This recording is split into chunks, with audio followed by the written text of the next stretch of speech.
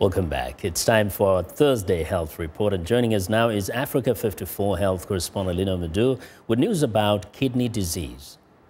Well, March 10th is World Kidney Day. The Awareness Day focuses this year on children. The theme is Kidney Disease and Children. Act early to prevent it. Kidney disease affects millions of people worldwide, including many children who may be at risk at an early age.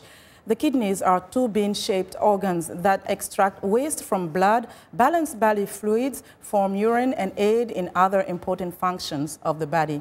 Many forms of kidney disease do not produce symptoms until late in the course of the disease.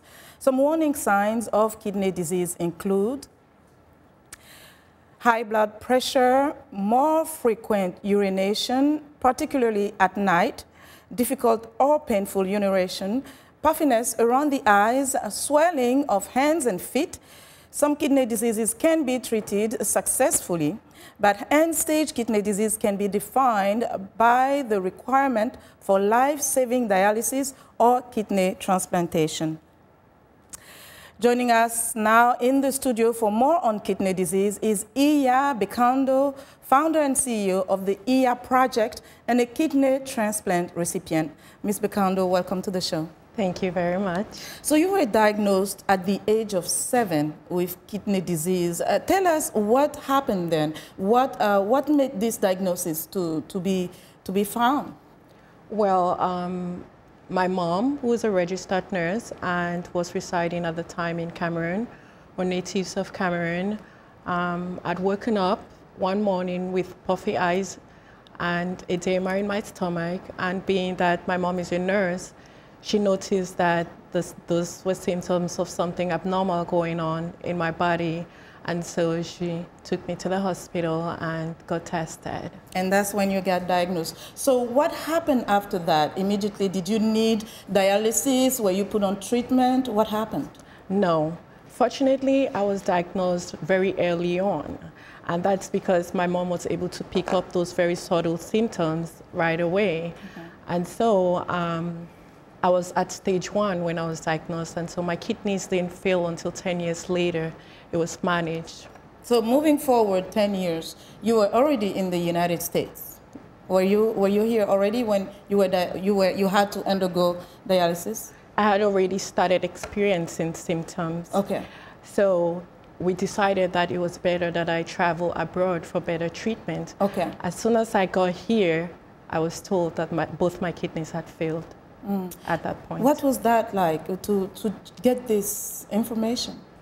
It was a little bit of relief, just because I was already experiencing a lot of symptoms and I was feeling very, very sick at this point.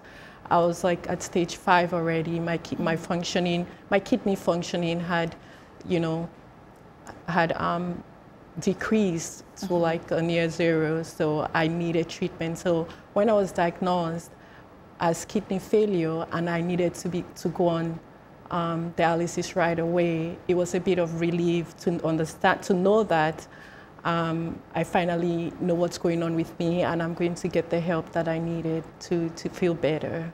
Now, as an immigrant coming to find care, what kind of hurdles were you confronted with? When I came here, I came on a medical visa. Okay. But that alone wasn't sufficient for me to get the treatment that I needed. So I had to apply for charity care. I had to apply for different aids to be able to get the treatment that I needed at the time. And I was undocumented, so it was a little bit of challenge. But thank God we're in America, where I was able to get the treatment that I needed to get. But it got to a point where you needed a transplant. Yes. How long after you started dialysis?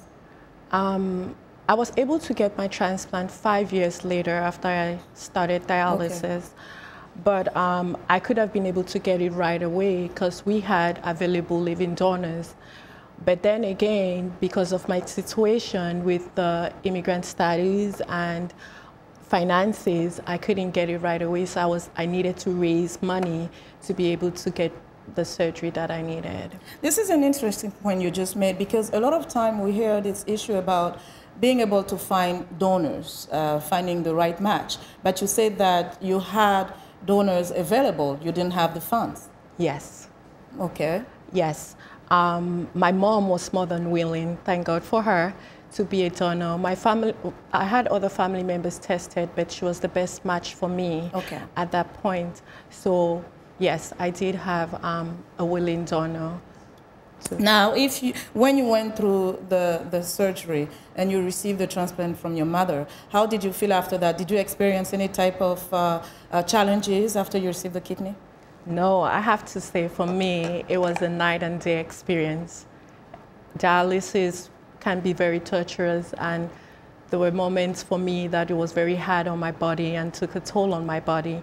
So when my transplanted kidney was placed, you know, it was a matter of hours that I started making urine, because while I was on dialysis, at some point, I wasn't making urine. So it was a matter of hours I started making urine, and I said, you feel better, so much better. That's great. How long ago was this? How long ago did you get it? It's going to be 11 years in September. September 6th is my 11-year anniversary.